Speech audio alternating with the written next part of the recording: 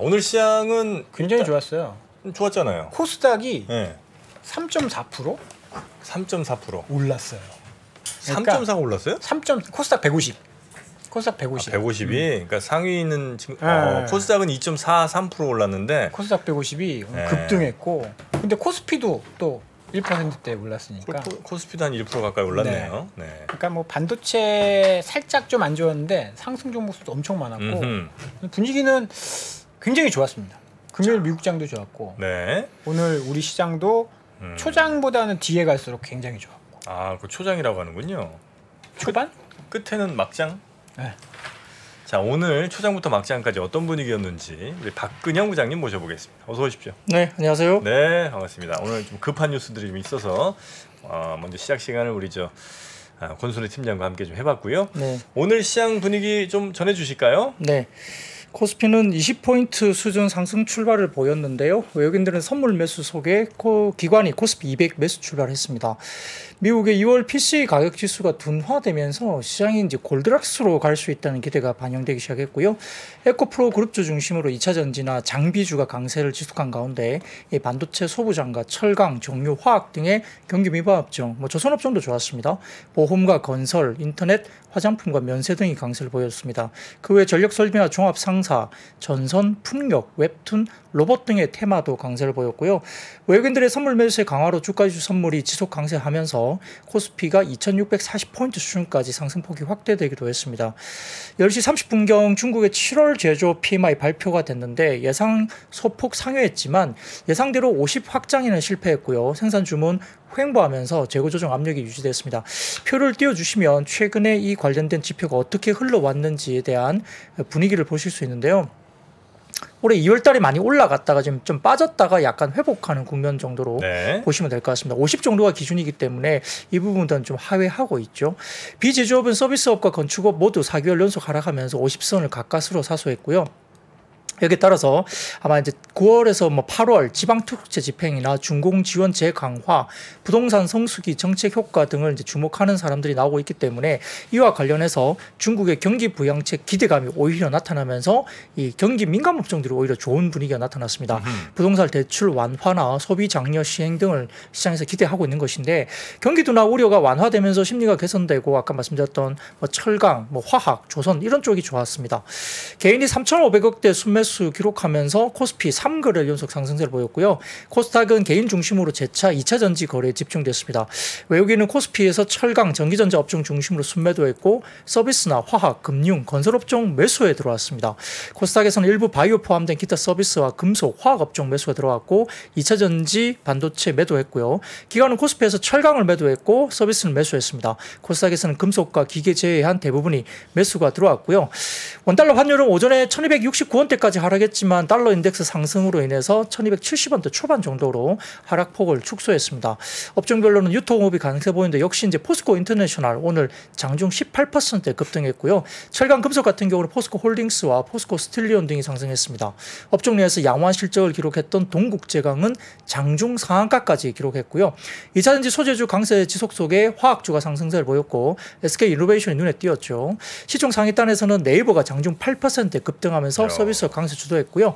반면 운수창고가 가장 부진하면서 전년 대비 8% 감소한 영업이익 발표한 현대글로비스가 장중 5%대 하락세를 보였습니다. 의약품도 수익률 하위권에 위치하면서 삼성바이오로직스가 하락했고요. 코스닥에서는 개인 순매수에 유입되면서 2% 상승을 기록했는데 업종별로는 일반 전기전자, 기계장비, 디지털 콘텐츠, 소프트웨어가 강세 보였고 반면 반도체가 약세를 보였으며 2차전지 밸류체인 관련된 기업들과 게임주 상승세가 코스닥 강세를 주도했습니다. 게임주 오늘 좀 달렸습니까? 네. 자, 그럼 가장 많은 분들의 관심사항 2차 전지 오늘도 불이 붙었습니다. 네, 흐름 자체로 봐서는 전반적으로 지금 흐름이 그렇게 나쁘지는 않은 것 같은데 다만 특이한 사안들을 보면 오늘도 일부 종목은 그래도 끝까지 오르긴 했지만 일부 종목은 윗꼬리를 달고 좀 이제 힘이 좀 약해지는 모습도 보이기도 했거든요. 오르니까 불안한 거죠. 네, 뭐 변동성이 커지는 상대적으로 이제 변동성이 커지고 있고요. 지난주에 워낙 거래 대금이 컸기 때문에 올라가면 또 이제 물려 있는 매물대가 좀 굉장히 많을 수도 있어요. 그러다 보니까 뭐 생각보다 LNF는 오늘 굉장히 좀 강한 모습을 보이긴 했지만 나머지 종목들은 조금 이제 약하게 윗꼬리를 달기도 하는 모습도 보였습니다. 근데 이제 제가 오늘 너무 시간이 없어서 조금 준비한 앞단의 내용이 있는데 조금 짧게만 말씀드리면 최근에 그 CFD 관련된 부분들이 상당히 많이 당연히 없어졌죠. 전체적으로 보면 코스피 신용융자 잔고가 코스피 코스닥 합쳐서 20조 원을 넘었고 근데 한참 많았을 때보다는 조금 아직은 낮은 상태이긴 합니다만 지금 고객 예탁금이 지난주 목요일 기준 58조 원을 넘었었습니다. 2022년 6월 이후로는 고객 예탁금이 좀 높은 편이긴 한데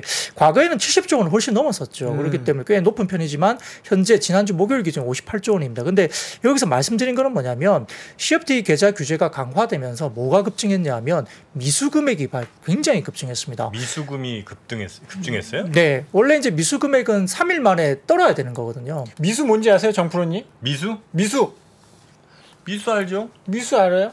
미수기 말고. 아이 미수 알죠. 그러니까 내가 저 돈 없는데 네. 내 예수금 혹은 이제 내 주식 산 그 돈을 증거금 삼아서 이렇게 좀 돈 땡겨서 더 많이 살 수 있는 거 아니에요? 오, 맞습니다. 예. 오. 맞아요. 네. 박 차장님.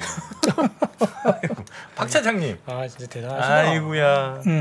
그래서 이제 그런 부분들이 결국은 이제 미수가 많아졌는데 어느 정도 많아졌냐면 최근에 미수 거래가 통상 이제 말씀드린 대로 D+2 결제일이니까 3일 만에 떨어야 되거든요. 근데 네. 이게 3월 말 2천억 정도도 안 됐던 미수 거래가 최근에 6천억대 이상까지 증가했습니다. 그건 뭐예요? 결국은 짧게 치고 나오겠다는 건데. 이틀짜리. 네, 그렇죠. 보통 보면은 CFD나 신용 같은 경우는 뭐 3개월에서 6개월 정도, 뭐 CFD 같은 경우는 크게 어떤 만기가 아주 좀 길거든요. 만기가. 네. 그렇기 때문에 버틸 수 있잖아요. 근데 이제 3일 만에 끝장내야 되니까 만약에 내가 샀어요. 네. 뭐 급등하다가 갑자기 급락하면 어떻게 되죠? 쫄아서 팔아야 돼요. 그렇죠. 그러니까 이제 이렇게 최근에 초단기 매매가 많아지니까 변동성이 급등주의 커졌다. 불안정성을 높이고 변동성이 커지고요. 지난주처럼 2차 전지가 만약에 그렇게 음봉이 확 나와버리면 겁나서 팔게 될 거 가능성이 높습니다. 약간 이게 저도 이제 약간 이 음모론인데 2차 전지잖아요. 수요일, 목요일 이틀 하락했죠. 금요일, 월요일 이틀 올랐습니다. 2차 전지 이틀 빠지고 이틀 오르고. 네? 미수?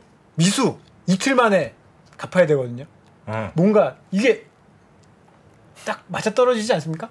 내일 보면 답 나오겠네. 아, 내일 또 빠지면 이건 딱 100%. 사람들이 그러면 목금 맞춰서 이렇게 하고 수목 하고 딱 이제 뭐 해서 금요일 날 딱 샀는데 다 같이? 딱 이틀 동안 딱 오르고 내일 빠지면 미수라니까. 저기 그 증권회사 다니시는 거죠? 그럼요. 네. 18년 차. 18년 자, 그리고요. 네, 그런 부분들 때문에 아마 최근에 변동성이 큰 종목들은 아까 말씀드린 대로 수급에 대한 부분들에 대한 변동성이 좀 커질 수 있는 국면에 있다는 걸 좀 감안해 꼭 하셔야 될 것 같고요. 고평가 논란에도 지금 보면 2차 전지주는 거의 개인들이 주도하고 있어요. 그러다 보니까 이 부분도 조금 고려를 하셔야 됩니다. 근데 이제 그렇다고 해서 뭐 제가 2차 전지 빠진다는 이야기를 하는 건 아니지만 급등했다가 뭔가 좀 분위기가 확 달라지면 지난주에 급등 후에 급락했잖아요. 고점 대비 하루에 막 30% 가까이 막 이렇게 급락하는 경우도 있었기 때문에 그러면 못 견딘다는 거예요. 미수 거래가 이만큼 집중되고 있으면. 그래서 이것도 수급적으로도 고려를 좀 하셔야 됩니다. 뭐 그런 부분들 때문에 이제 좀 분위기가 그렇긴 했지만 그래도 여전히 오늘 코스닥이나 코스피 양쪽 다 보면 2차 전지 관련주들의 대형주들이 결국은 지수단에 굉장히 큰 영향, 플러스권으로 영향을 줬다는 것은 우리가 상기해야 될 필요가 있고 여전히 주도 섹터로서 2차 전지는 여전히 충분히 그 자리를 위치하고 있다 볼 수는 있습니다. 다만 이제 오늘 SK이노베이션이 급등을 보였거든요. 오늘 뭐 이렇게 뭐 굉장히 급등 보일 거라고는 사실 뭐 오늘 리포트가 나오긴 했지만 좀 의외로 많이 급등을 했습니다. 그래서 하나증권에서 리포트가 나왔는데 올해 2분기 영업이익의 절대 수치는 부진하긴 했지만 SK온의 적자폭이 대폭 축소된 것에 주목을 했습니다. 그래서 여타 사업은 증액되는 등의 내용도 긍정적이었고 그다음에 올해 3분기 영업이익은 현재 컨센 대비 30% 이상 SK이노베이션이 상당히 실적이 좋을 것이다라고 리포트가 나왔고요. AMPC 추가 반영 그리고 정제 마진 PX 초강세 그러니까 원유 관련된 관련된 부분도 좋고 그다음에 2차 전지 관련된 부분도 대규모 턴어라운드가 나온다는 겁니다. SK온 영업이익이 아마 지금 이번에 2분기에 마이너스 1,315억 원 적자가 나왔는데 전분기 대비로는 플러스 2,132억 원이 플러스가 난 거예요. 그러니까 적자폭이 2,132억 원 정도로 줄었다는 겁니다. 그러니까 그만큼 적자폭 축소가 엄청나게 대폭 축소가 됐고 아마 이제 이런 부분들이 3분기 넘어가면 SK 아마 그 이노베이션의 3분기 영업이익은 7,688억까지 추정이 됩니다. 그러다 네. 보니까 SK온의 영업이익이 전분기 대비 그러니까 2분기 대비 1,155억 원 개선된다니까 거의 BEP까지 올라온다는 거죠. 그죠? 그러니까 엄청나게 이제 손실이 났는데 1분기 같은 경우에는 지금 이렇게 대충 계산해봐도 한 3,400~500억 정도가 1분기에 SK온이 적자가 났던 거거든요. 근데 3분기에는 이 SK온이 BP까지 올라온다니까 엄청나게 지금 턴어라운드가 되고 있고 미국 수율 향상, 출하량 개선에 따른 그 AMPC 추가 반영 과정입니다. 그리고 정유 사업도 영업이익이 3,634억으로 올라오는데 이게 QOQ 플러스 7,746억 정도로 정유 사업 영업이익도 대폭 증가하는 겁니다. 그러다 보니까 기존에 하나증권에서 제시한 출하량 전년 대비 2배 증가 그리고 올해 에비타 흑자 전환 그리고 내년에 영업이익 흑자 전환 가이던스가 유지가 된다면서 미국의 조지아 1, 2공장 합산 수율과 가동률이 전분기 대비 뚜렷하게 개선세에 있는 부분을 강조를 했습니다. 여기에 따라서 전반적으로 올해 내년 정도로 급증할 부분이고요. 내년에 영업이익은 3조 5천억까지 추정을 했고요. 올해 대비 98% 2배 가까이 급증할 수로 봤고 내년 기준 PER 밸류가 8.4배 그리고 PBR 0.7배에 불과해서 과다한 저평가로 평가를 한 리포트가 나왔습니다. 사진을 띄워주시면 SK이노베이션 연간 실적 추정치 변경 내역을 하나증권에서 만든 도표를 가져와 봤는데 이거는 네. 자료를 참고하시면 될 것 같습니다. 자 그리고 철강하고 비철 가격이 좀 올랐습니까? 네, 뭐 키움증권 보고서를 통할 수도 있고 오늘은 예. 이제 아까 말씀드렸던 중국의 경기 부양 기대가 일단 반영이 되면서 이제 경기 민감업종 철강, 화학도 좋았고요. 그다음에 효성그룹도 굉장히 좋았거든요. 경기 부양은 근데 언제 하는 거예요 도대체? 기대감이 지금 한 1년째 나오는 것 같은데. 네, 그 이야기가 지금 나옵니다. 네. 그래서 지금 중국의 중앙정치국의 회의 이후에 부동산 규제 완화가 구체화됐습니다. 네. 그렇기 때문에 하반기 기대감이 여기서 나오는 거고요. 결국 이제 선물 가격이 뭐 3주 연속 상승하면서 철강 시장이 좀 뭔가 반등을 주는 거예요. 그리고 유통 가격도 3개월 내에 최고치를 기록한 열흘을 중심으로 2주 연속 상승세 실제 있습니다. 중국 시장에서. 그래서 사진을 띄워주시면 관련된 키움증권 보고서가 나오고 있는데요. 사진 띄워주시면 중국의 철강 가격 왼쪽에 제일 왼쪽 차트 보시면 열연 가격을 보이는데 어쨌든 빠졌다가 지금 고개를 들고 이제 올라오는 모습이 보이고 있고 이게 유통 가격이 3개월 내에 최고치로 올라오고 있다는 부분이 보이고 있고요. 그 다음에 가운데 보시면 중국의 스팟 여름 마진도 스프레드도 이제 벌어지고 있고 그 다음에 제일 오른쪽 사진 보시면은 이제 글로벌 철강사 주가추인데 빨간색이 포스코거든요. 저건 좀 빼야 될 것 같은데. 그죠? 이것만 보면 포스코 홀딩스가 너무 네. 이거 뭐 글로벌 철강사 대비 너무 과하게 오른 거 아니야 볼 수 있지만 포스코 홀딩스는 2차전 위주로 이제 분류가 되니까 밸류를 다르게 줘야 되겠죠. 아무튼 이걸 제가 포스코 홀딩스를 이제 팔아야 된다 아니면 너무 많이 올랐다라고 보여드리려고 나온 건 아닙니다. 분명히 말씀드리겠지만 철강사 주가 중에 포스코 홀딩스가 좋지만 이건 2차전지 반영이 되고 있는 부분이 있기 때문에 그러고요. 아무튼 전반적인 출근 관련된 지표는 좋아진다는 거고요. 누구도 그 얘기는 못해요. 포스코홀딩스 너무 올랐다 팔아야 된다 이 얘기는 큰일 나요. 큰일 납니다. 큰일 납니다. 네. 아니요. 팔아야 될 때는 팔아야 된다고 이야기를 해야 되겠죠. 누가요? 누구든 간에 저도 마찬가지고요. 못하실 텐데. 아니요. 저는 할 수 있습니다. 팔아야 된다고 생각되면 팔으라고 하신다고요? 네. 근데 지금은 아니라는 거죠. 내일부터 떨어지면 어떡하시고? 떨어질 수도 있죠. 단기적으로는. 근데 지금 때는 아니다. 네. 지금은 뭐 매도를 외칠 만한 자리는 아닌 거죠. 그렇습니까? 또 때가 되면 여기 나와서 강단 있게 해야죠. 뭐 팔아야 된다는 방송 이야기를 할 수도 있죠. 본인의 영달을 네. 위해서 하는 게 아니라 시청자를 위해서 하는 거잖아요. 그래요. 제가 뭐 듣기 좋은 소리 하려고 나온 건 아니잖아요. 어허. 그러려면 뭐 연예가 중계처럼 엔터 이야기만 하고 있겠죠. 걸그룹 이야기하고 그러면 재밌죠. 두 분 대단하십니다. 저는 개인적으로 아닌데 저는 부장님. 아닙니다. 네.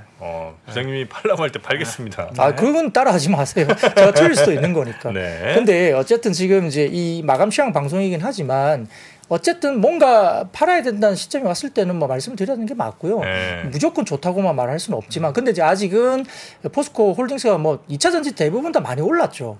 그리고 이제 뭐 잘 모르더라도 지금은 이제 2차 전지 관련주를 밸류에이션 이야기하는 사람 아무도 없어요. 네. 밸류가 싸다 비싸다 말하는 사람 없거든요. 대부분 다 수급 이슈로 지금 보고 있는 것 같고 맞습니다. 단기적으로 이격이 많이 벌어졌기 때문에 지금 신규로 바로 따라 사기보다는 좀 조정시 보자 이건 분명히 맞는 거거든요. 그러니까 그거는 좀 정확하게 말씀드려야 될 것 같습니다. 그리고 이제 하나증권에서도 이제 철강업 보고서를 통해서 이제 중국 철강 가격이 2주 연속 반등을 했는데 특히 이제 아까 말씀드렸던 중국의 중앙정치국 회의에서 지방정부 부채 부담 경감 그리고 부동산 규제 완화를 이미 확정적으로 약속했기 때문에 네. 이 부분에서 경기 부양을 위해서 재정적 지원을 확대한다는 의지를 피력했고요.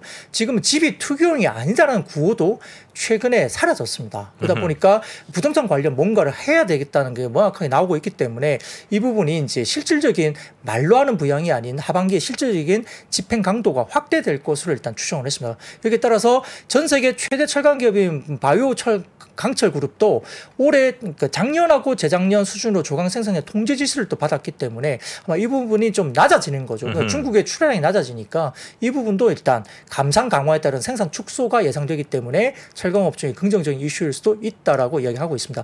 다음 사진 보시면은 중국의 철강 PMI 추인데 확실히 튀어오르는 게 보입니다. 이것도 이제 보시면은 철강 업종이 최근에 좀 좋아지는 그림이 보인 거고요. 아까 말씀드렸듯이 이제 동국제강이었나요? 오늘 시장에서 장 막판에 네, 아까 동국제강. 예, 동국제강이죠. 네. 장중 상한가 올라왔어요. 포스코 홀딩스만 좋은 게 아니에요 지금.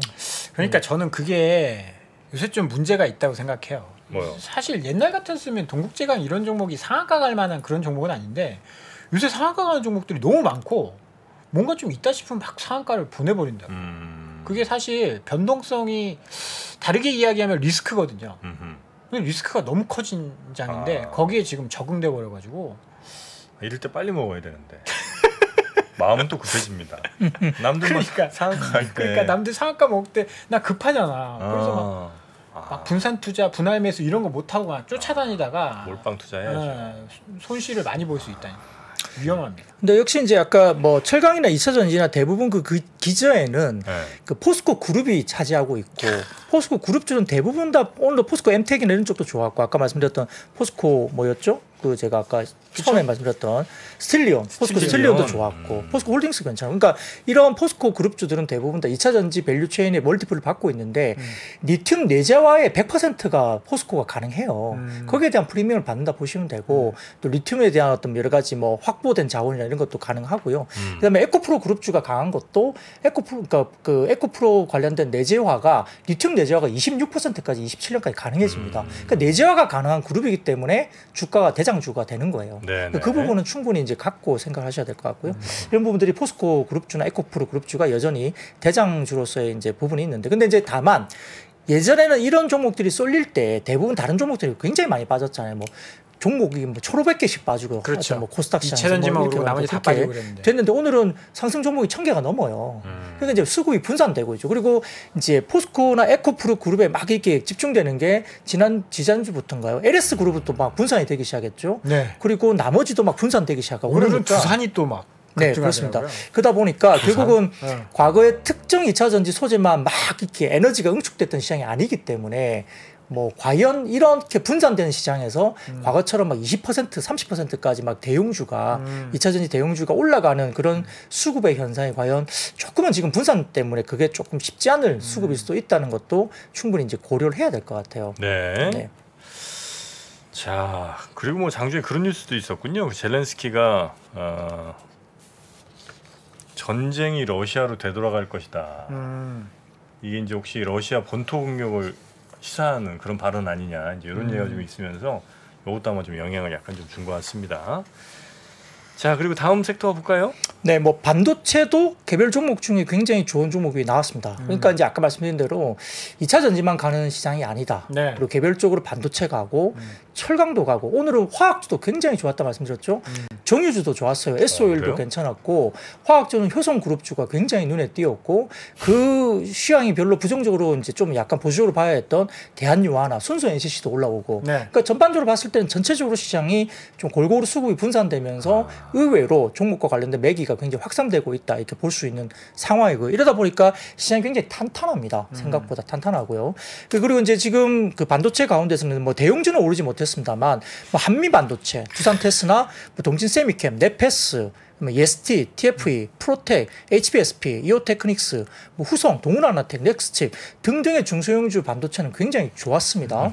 이제 특히 마이크로소프트가 인공지능 AI 반도체 칩 부족에 따른 클라우드 서비스 중단 위험을 경고했다는 소식이 전해지면서 역시 이제 AI 반도체 칩에 대한 이슈가 있는 거예요.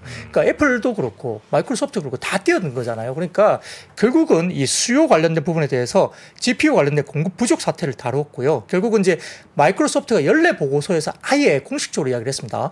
리스크 항목 중에 위험 항목 중에서 GPU 부족 사태를 아예 공식적으로 다루었고 마이크로소프트가 연례 보고서에 클라우드 사업의 위험 요소로 GPU를 거론한 것은 이번이 최초입니다. 그러다 보니까 시장에서 네. 향후에 AI 칩에 대한 수요가 크게 증가할 것으로 분석하고 있고 또 실질적으로 뭐 TSMC 같은 것도 마찬가지지만 이 칩을 만드는데 엄청나게 그 시간이 오래 걸리고요. 대기 수요가 너무 많이 길러졌습니다. 그러니까 그러다 보니까 뭐 약간 시장에서는 삼성전자도 낙수효과 받을 수 있다. TSMC가 다 못하니까 그리고 이제 파운드리 쪽에 기술이 올라오니까 충분히 이제 삼성전자도 그 갭 그러니까 이제 어떤 TSMC와의 갭을 충분히 줄일 수 있다. 이런 이야기들이 계속 나오는 게 그 이유 때문이고요. 업황의 변곡점이 굉장히 빨라집니다. 왜냐하면 삼성전자 인위적 감산이 4월부터 시작됐는데 리드타임 감안하면 7, 8월 정도부터 감산 효과가 나타날 것이고 삼성전자가 3분기에 감산 더 늘리겠다 그랬고 하이닉스도 낸드를 3분기에 또 추가로 더 감산하겠다. 하이닉스도 발표를 했습니다. 그러다 보니까 감산 관련된 부분들이 빠르게 오면서 결국 메모리 가격의 반등이 올해 연말이나 이렇게 4월 내년부터 온다면 아마 생각보다 좀 굉장히 가격에 대한 반등이 길게 갈 수 있다는 분석도 나오고 있고요.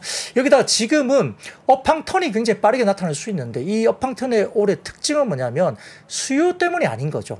결국 공급을 극단적으로 줄이면서 업황 턴이 나온 거기 때문에 수급 밸런스에 대한 사이클은 결국은 이번에 이야기는 결국은 공급을 극단적으로 축소하는 수급 밸런스예요. 그러다 보니까 이렇게 되면 업체들은 뭐냐 투자가 좀 약화될 수밖에 없는데 필수적인 미세화 공정 그게 이제 우리가 텍 마이그레이션이라는 이야기를 하는데 이 미세화 공정 또는 선단 공정의 투자 그리고 가장 중심적으로 집중할 HBM, DDR5, 2.5D 패키징 뭐 이런 것들에 대한 투자가 진행될 수밖에 없기 때문에 후공정단에 집중될 수밖에 없는 거죠. 그러니까 일반적인 전공정의 장비 투자 강도는 과거 사이클보다 수요에 의한 사이클이 아니기 때문에 과거 사이클보다 전공정 장비 투자는 조금 낮게 형성될 가능성이 높다. 그래서 후공정단을 계속 보자는 이야기가 나오는 거죠. 그래서 이런 부분도 좀 지켜보셔야 되는 부분이고요. 과거에 좀 많이 흔들렸던 뭐 한미 반도체도 굉장히 좋았고 두산테스나 넷패스도 한 4~5% 이상 올랐습니다. 전반적으로 중소형 반도체도 굉장히 좋았다고 볼 수 있습니다. 네. 어제 인텔 실적 발표하면서 지난주였죠? 했던 얘기가 전반적인 수요는 안 좋다. 그리고 AI 쪽은 되게 좋아서 사실 AI 쪽 설비 투자한다고 일반 서버에 그 투자를 딜레이하는 경우가 나타나고 있다. 그런 얘기. AI가 워낙 급하니까. 네, 그래 그런 얘기를 하다 보니까 사실 전공정 쪽은 좀 안 좋고 지금 뭐 HBM이나 선단 공정 이런 쪽만 좀 크게 오늘 좀 반등이 나오고 물량 자체가 늘어나는 거면 전공정, 후공정 다 좋을 텐데 지금은 이제 AI 관련된 그 칩만 즉 후공정 잘 패키징한 여기만 지금 높은 부가가치를 좀 누리고 있는 그렇다라는 거죠. 그런 상황이라는 거죠. 삼성전자가 후공정단에 1조 원 이상 투자는 역사적으로 최초입니다. 이번 사이클에서. 그러니까 전공정보다 후공정단에 밸류에이션이 높게 나올 수 있는 부분입니다. 네. 근데 후공정 보니까 중국이랑 대만 업체들이 어마어마하더라고요. 후공정 쪽은 우리나라 그러니까 전체 시장의 포션을 좀 따져보니까 뭐 TSMC도 후공정 열심히 하고 있고 좀 더 갈 길이 멀어 보이긴 합니다. 자, 다음은 어디 가볼까요? 네, 오늘 정유주도 괜찮았고요. 사진 먼저 띄워주시면 블룸버그 통신의 오늘 분석 자료 하나 표를 가져와 봤는데요. 네, 띄워주시면 이게 이제 뭐냐면은 그 세계 석유 수요가 기록적인 수준에 도달했다는 분석 표이거든요. 최근에 그러니까 코로나 때 빼고는 갑자기 이제 이 수요가 늘어나면서 2023년 들어오면서 수요가 생각보다 엄청나게 늘어났습니다. 그러다 보니까 세계적인 석유 수요가 지금 기록적인 수준에 도달했다는 평가 표이거든요. 그러니까 이게 글로벌 오일 컨섬션 관련된 소비 관련된 부분들이 파란색입니다. 그래서 피크를 이미 2019년 8월인가요? 피크를 이미 어느 정도 넘어서는 정도 수준의 수요가 지금 나오고 있는 거죠. 의외로 수요가 굉장히 높습니다. 지금 그러다 보니까 태양광이랑 그렇게 했는데도 지금 그래서 수요가 더 늘어났다. 블룸버그 통신에서 이렇게 기사를 냈어요. 그러다 보니까 이런 자료가 나왔고요. 더군다나 이제 WTI 같은 경우는 9월 인도분 가격이 벌써 80.58달러까지 올라왔죠. 70달러 정도 깨졌다가 지금 올라왔는데 이제 70달러 정도 바닥권에서 이제 뭐 80달러 정도 밴드 정도가 아니냐 이렇게 생각을 했던 상황이 많은데 얼마나 더 올라갈지 모르겠어요. 그러니까 좀 지켜봐야 될 것 같아요. 같고요. 네. 다만 이제 지금 다음 사진 보여주시면 이게 이제 그 삼성증권에서 나온 자료인데요. SK이노베이션이나 뭐 GS 그다음에 SOL 등등과 관련된 그 마진 스프레드예요. 마진 스프레드. 이게 자줏빛으로 본 아주 짙은 자주색 선이 있죠. 가운데 쪽에. 이게 마진 스프레드거든요. 현재 마진 스프레드거든요. 네. 팥죽 색깔 있잖아요. 선. 네네네. 굵은 실선. 네네. 그게 현재 마진 스프레드입니다. 근데 이제 파랗게 보이는 이 영역은 뭐냐면 마진 스프레드의 고점과 저점을 이제 밴드로 영역으로 표시해 놓은 거예요. 역대급으로 이제 어느 정도 마진 스프레드가 왔다 갔다 했는지. 그게 이제 그 파란색으로 보이는 게 제일 높았던 곳과 낮은 곳을 밴드를 보여준 건데요. 현재 마진 스프레드 보면 과거 역사적인 밴드 수준에서의 고점 수준에 거의 와 있습니다. 그러니까 이제 정유 쪽의 마진 스프레드가 상당히 지금 좋다는 거예요. 유가하고 별개로. 그러다 보니까 정유주의 실적이 좋아질 수 있다는 거고 아까 SK이노베이션도 제가 2차 전지 쪽에 그 관련된 적자가 대폭 줄었던 거 반면에 정유 관련된 쪽도 영업이익이 엄청나게 높게 올라왔다 이야기 드렸죠. 네. SK이노베이션. 그러다 보니까 이 정유 관련된 마진 스프레드가 상당히 좋은 국면에 있다라고 볼 수도 있거든요. 그러니까 정유주가 의외로 우리가 안 쳐다봤지만은 생각보다 마진 스프레드가 좋은 국면에서 실적단이 괜찮다라고 볼 수 있습니다. 밸류에이션도 낮게 빠져 있는 상황이기 때문에 그렇습니다. 자, 그리고 웹툰 쪽 괜찮았습니까? 네, 웹툰은 이제 뭐 잘 아시겠죠. 네이버나 카카오 웹툰 서비스가 글로벌 컨텐츠 시장에서 이제 나가고 있는 상황이고요. 뭐 네이버 웹툰은 세로 스크롤 웹툰 형태를 북미 시장에 소개했고요. 관련해서 이제 그 웹툰 자회사인 그 카카오도 카카오 피코마 통해서 일본과 프랑스 만화 시장의 존재감을 키워가고 있고, 애플도 이제 전자책 플랫폼 애플 북스가 하반기 중에 버티컬 리딩 코믹스라는 새로 읽기 만화 서비스를 출시할 계획이기 때문에, 또 아마존은 일본에서 올해 상반기 아마존 플립툰이라는 웹툰 서비스 시작한 걸로 알려져 있습니다. 그러다 보니까 전반적으로 시장에서 웹툰에 대한 시장이 커지고 있는 건 당연한 것 같고요. 그래서 미국 인구 한 3억 4천만 명 중에 1,200만 명 정도의 웹툰을 미국 쪽에서 본다고 합니다. 그래서 주류 컨텐츠로 진입이 됐다고 볼 수도 있는 상황인 것 같고요. 여기다가 이제 오늘 정부가 한국의 드라마나 웹툰 등 이른바 K 컨텐츠 불법 유통과 도덕 시청을 막기 위한 저작권 침해 사이트 차단의 심의 제도를 개선하고 외국과 합동 수사를 강화하기로 했다. 이렇게 정부에서 좀 발표가 하나 나온 것 같습니다. 그러다 보니까 이제 뭐 사실은 컨텐츠 불법 유통은 굉장히 좀 큰 이야기죠. 근데 그게 막을 수 있을지는 모르겠으나 정부가 어쨌든 의지를 가지고 이런 것들에 대한 부분들을 뭔가 좀 이렇게 발표를 좀 하나 했기 때문에 좀 모멘텀까지 받은 것 같아요. 그러다 보니까 와이랩이라든지 DNC 미디어, 대우미디어, 미스터 블루 등도 상승세를 보였습니다. DNC 미디어는 얼마 전에 그 아침에 네. 그 주주정에 나왔던 한 주주분이 이제 나오셔서 네. DNC 미디어 사서 막 너무 힘들다고 이 얘기를 좀 하셨거든요. 네. 오늘은 한 4% 가까이 올랐습니다. 아, 축하드립니다. 네, 다행입니다. 징벌적 손해배상 한답니다. 잡히면. 뭐를요? 그러니까 그 컨텐츠 불법 유통 하는 거. 징벌적 손해배상이 우리나라 가능하나? 일단 추진하겠다고 정부는 말을 했습니다. 하겠다고 뭐. 하는데. 그래요. 규정이 어느 정도 어떻게 구체화될지 모르겠는데, 근데 문제는 이제 진짜 불법 유통을 잡을 수 있는 어떤 시스템적인 체계가 가능한지는 모르겠어요. 서버가 다 뭐 저쪽에 막 이상한 데 있는데. 이게 예를 들어서 뭐 해외 쪽에 서버를 이렇게 경유해서 들어가면 또 다 보더라고요 보니까. 네. 누누 TV 예전에 뭐 그런 아. 아프리카에 서버 있고 그래서 뭐 잡지도 못하고. 네네네. 그래서. 자, 콘텐츠 도둑 시청을 막는 징벌적 손해배상 정부가 의지를 좀 보였으니까요. 뭐 어떻게 될지 한번 좀 살펴보고요. 그리고 역시 인공지능. 네. 네. 일단 우선 오늘 네이버의 하이퍼클로바 X 출시박 관련해서 네이버가 급등했습니다. AI 생태계 확장에 대한 기대감이 있는데 사진 먼저 띄워주시면, 자, 이게 이제 네이버 관련된 AI 관련된 게 스케줄이거든요. 밑에 이제 7, 8, 9, 10, 11 이건 이제 시간이고, 그다음에 위쪽에 백본이라든지 검색, 그다음에 광고, 어플리케이션, 그다음에 뭐 인프라 관련된 것들 관련해서 각각의 시계율이 어떻게 이제 네이버 쪽에서 발표를 할 것인가를 표로 도식화해 놓은 겁니다. 네. 이거는 참고 자료를 아마 그 자료를 다운 받으시면 좀 보실 수 있으니까 관련된 그 원고를 좀 보시면 될 것 같고요. 이제 하이퍼클로바 X가 8월 24일 공개됩니다. 네. 관련된 기업들과 파트너십 갖고 생태계 확장이 될 것이고요. 관련된 뭐 한컴과 전략적인 파트너십도 가지면서 하이퍼클로바 X를 탑재한 한컴 오픽스도 구축할 계획으로 보입니다. 그리고 더 많은 기업들 러브콜 당연히 받겠죠. 그러다 보니까 특히 플러그인 형태로 활용 가능한 대화형 에이전트인 클로바 X와 그다음에 기업 간 거래 AI 솔루션 클로바 스튜디오 등을 중심으로 생태계가 확장될 가능성이 높습니다. 그래서 이런 부분들 때문에 검색 기반 관련된 부분에 대해서 이제 관련된 종목들이 꽤 나와 있겠죠. 그런 부분들이 이제 뭐 네이버도 주가 급등했지만 솔트룩스나 뭐 폴라리스 오피스, 셀바스 AI, 알체라, 마음 AI 뭐 이런 부분들도 이제 굉장히 좋았고요. 네. 유비온 같은 경우도 네이버 클라우드와 하이퍼 클로바 X 기반 서비스 개발을 위한 협약을 체결한 바가 있기 때문에 유비온이라는 회사도 주가가 좋았습니다. 근데 이제 네이버 자체로도 좀 분위기가 좋은데 다음 사진 띄워주시면은 최근에 이제 삼성증권의 그 관련 자료인데요. 네이버의 부분인데 경기 둔화에도 불구하고 굉장히 그 커머스 매출 성장이 굉장히 견조합니다. 이 보면 막대 그래프 보시면은 전반적인 어떤 커머스 관련된 매출 성장을 보여주는 건데 네네. 관련해서 이제 뭐 중개거래라든지 포시마크라든지 그 다음에 중개 판매 커머스 광고 관련된 부분들이 어쨌든 연간으로 따졌을 때 분기 단위로 봐서 전반적으로 총 합계량이 네. 경기가 좀 안 좋음에도 불구하고 커머스 매출 성장 상당히 좋고요. 그 다음 사진 띄워주시면은 중개 및 판매 매출 성장이 결국은 커머스 매출 성장이 견인하고 있는 모습이 보이거든요. 여기 보시면은 아래쪽에 약간 자줏빛으로 보이는 실선이 커머스 광고인데 이쪽이 굉장히 성장률이 굉장히 높게 나타나고 있습니다. 네. 그러니까 이 부분에 대한 매출 성장이 견인되고 있다는 거고 다음 사진 보시면은 신상품 비중 확대로 인해서 수수료율이 상승세가 보이고 있죠. 커머스 부분의 중개 판매 관련된 평균 수수료율이 계속 올라갑니다. 그러니까 매출 사이즈가 커지는데 중개 수수료율도 올라가니까 이 부분이 이제 네이버가 카카오 대비 어떤 수익성이 상당히 좀 상대적으로 차별화되고 상대적으로 좀 뛰어나 보인다는 모습이 나오면서 네. 카카오보다는 네이버 쪽의 흐름들이 상당히 좋은 그림이 나타나고 네네. 말씀드렸던 AI 관련된 그 관련된 부분에 아까 말씀드린 하이퍼 클로바 X 이 부분에 좀 더 멀티플을 좀 더 상향 조정 받는 네. 모멘텀으로 작용하고 있다 볼 수 있습니다.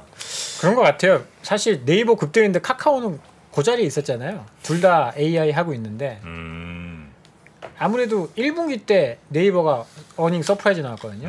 카카오는 쇼크가 나왔고 네. 실적 발표 이번 주에 있죠? 이번 주에 네, 뭐 네이버 가까이 카카오 있습니다. 실적 발표 그것 때문에 아마 아니, 근데 카카오보다 네이버가 더 네이버 뭐 카카오 특히 이제 뭐 네이버 돈을 더 잘 아마 벌죠. 잘 벌었던 네. 것 같긴 한데 앞으로 이제 얼마나 저 글로벌하게 많이 벌 거냐. 우리나라에서 또 박터지게 이게 서로 뺏어가는 건 이제 뭐 큰 의미는 없는 것 같고 앞으로 얼마나 더 해외에서 잘 벌 거냐. 요거를 좀 투자자들은 많이 보실 것 같은데 거기서 이렇게 막 희망이 많이 보이는 그런 그림은 지금은 아니지 않나. 해외 쪽에요? 해외 쪽에 일본 뭐 일본? 일본 라인 네이버 괜찮아요? 그렇죠. 라인 괜찮아요. 네, 피코마 피코마 카카오 괜찮아? 만화 많이 보죠. 1등입니다. 알겠습니다. 미국에도 진출해서 뭐 샀죠? 당근마켓 같은 거 네이버가 마켓. 거긴 캐럿 포시마크 뭐 그쪽도 네, 포시마크 포시마크. 당근마켓 네. 샀습니다. 근데 결국 뭐 인건비 문제도 되게 큽니다. 기본 고정비를 많이 줄였기 때문에 수익성이 좀 작년보다는 분명히 좋아지는 분위기가 나고 과거에는 또 여러 가지 IT 인력들이 이제 임금 부분이 상당히 좀 부담스러울 만큼 꽤 많이 치솟았던 적도 있었는데 이 부분도 조금 하향 안정화되고 좀 약간 구조조정도 약간 일부 있었던 것 같고 그러다 보니까 고정비 그러니까 인건비에 대한 부분들도 좀 그리고 광고비 이런 것들도 좀 줄이면서 아마 내부적인 수익성 향상을 위한 뭐 1년 정도 이상의 어떤 고통이 좀 있었을 걸로 보이거든요. 네. 정프로가 안 좋게 본다는 것 자체가 호재라는 분들도 많으신데 이제 그런 시대가 지났습니다. 정프로 정반꿀의 시대가 지나가고 있어요. 아쉽네요. 그거는 이제 서서히 역사의 뒤안길로 그때는 진짜 사라져가고 있습니다. 꿀잼이었는데 아유, 꿀맛이었는데 진짜. 이제는 아니에요. 네. 자 그리고 건설주가 아까 좀 올랐다고 그러셨는데 네. 한번 볼까요?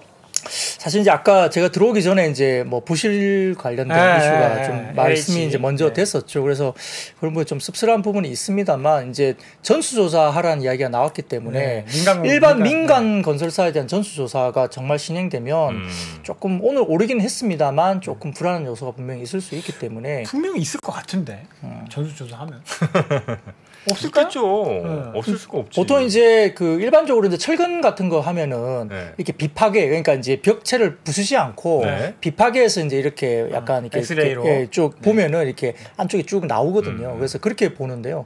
저도 저희 재건축 때문에 이렇게 저희가 PC 조립식 아파트라 이 접합부를 봐야 돼가지고 저는 아파트 그 조립식이에요? 네.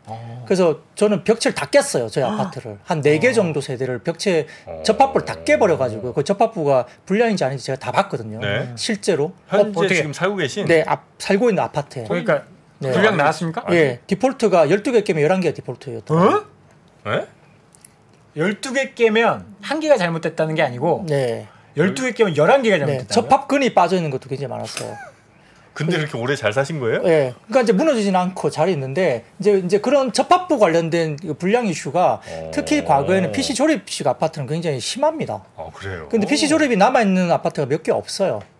전국적으로. 근데 그때 이제 90년대 들면서 막 수도권으로 엄청나게 인구가 유입될 때 빨리 지어야 되니까 PC 조립이라는 공법으로 넣었거든요. 그러니까 공장에서 벽체 찍어서 현장에서 올려갖고 조인트로 쪼고 올리고 쪼고 올리고 이렇게 굉장히 빠르게 올리는 아파트들이 PC 조립 공법 아파트입니다. 그 저는 이제 벽체를 깨봤기 때문에 알아요. 진짜로. 한 세대 한 20곳 이상 깨봤거든요. 그러니까 이제 깨니까 와 이건 뭐 그랬어요. 근데 이제 뭐 현재 뭐 아파트의 문제는 없는데 확실히 이제 재건축을 해야 되는 부분도 분명히 있는 거죠. 근데 그거하고는 이제 또 지금 현재 새롭게 지어진 아파트 철근 빠진 거는 좀 다른 이야기긴 합니다만 좀 그렇습니다. 근데 이제 오늘 이제 그런 장중의 이야기가 나왔음에도 불구하고 이제 오늘 이제 KB증권에서 리포트가 나오긴 했어요. 그래서 이제 이게 장중 이야기가 나오긴 했지만 이게 크게 영향 못 미치고 증권사 리포트가 조금 더 이제 긍정적인 리포트가 나오긴 했는데 그 제목이 이래요. 거친 생각과 불안한 눈빛인데 그럼에도 지켜보는 이유. 이게 이제 이분이 뭐 임재범 씨를 좋아하는지 모르겠지만 애널리스트가 그 가사 중에 하나 나오잖아요. 네. 네. 근데 이제 그 KB증권이 이제 커버리지를 하고 있는 5개 주요 건설사의 2분기 합산 관련된 영업이익이 4,438억 정도였다. 이게 이제 잠정 발표가 됐습니다. 근데 이제 이게 굉장히 안 좋은 실적이겠죠. 전분기 대비 46%나 빠졌으니까. 근데 이제 본인들이 커버리지하는 5개 건설사 중에 GS건설이 있었겠죠. 그러니까 인천 검단 쪽의 재시공 비용 반영이 5,524억이 되다 보니까 그럼 이제 이걸 빼고 나면 실질적으로 합산 영업이익은 1조 원 수준이기 때문에 전년비 40% 증가한 수치고 전 분기로도 20% 이상 증액이 된 수치라고 볼 수도 있다는 겁니다. 그래서 GS건설의 문제가 이제 조금 반영이 됐기 때문에 그렇긴 한데 다음 사진을 띄워주시면은 주요 건설사 연간 해외 수주 추이입니다. 해외 수주 추이. 그러다 보니까 이게 뭐냐면은 제일 오른쪽에 이렇게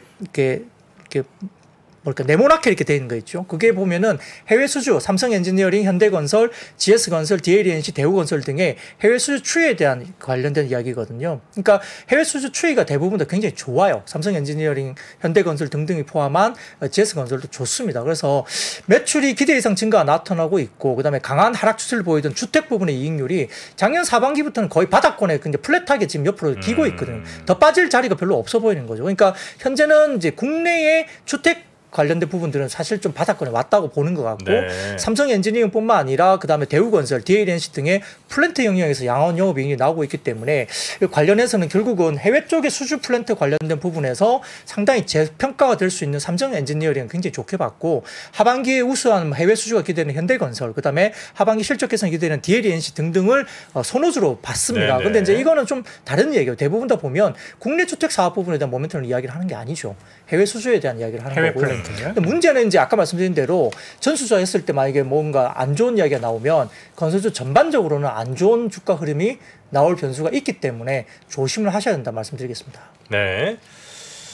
자 그리고 그 외에도 좀 아까 전해드린 그 젤렌스키의 본토 공격을 뭐 시사하는 그런 네. 발언들 관련해서도 방산주들이 좀 갔던 것 같고요. 그리고 코로나19가 지금 요즘 많이 늘어났는데요. 예, 5만 명 가까이 지금 일평균 나온다고 하는 거 보니까 생각보다 꽤 많은 아마 실제로 검사 안 하신 분이 더 많을 거 아닙니까, 그죠? 지금 한 10만 명쯤 나온다고 봐야죠.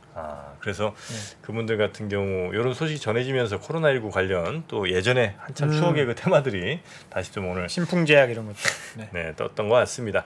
자 오늘 박근영 부장님과 함께 오늘 시장 쭉 한번 살펴봤고요.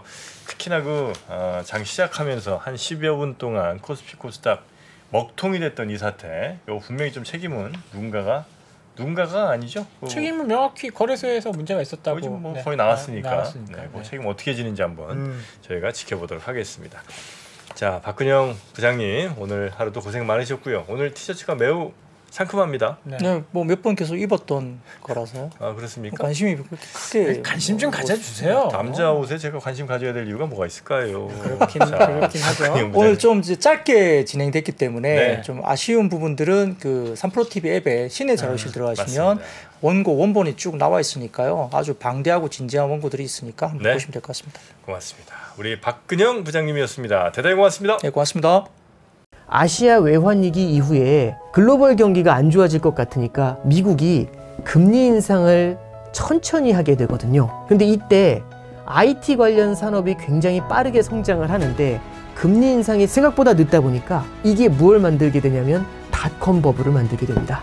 외환위기부터 닷컴 버블, 금융위기, 인플레이션의 부활까지 대한민국 최고의 거시경제 전문가 오건영의 경제 이야기를 서점에서 만나보십시오.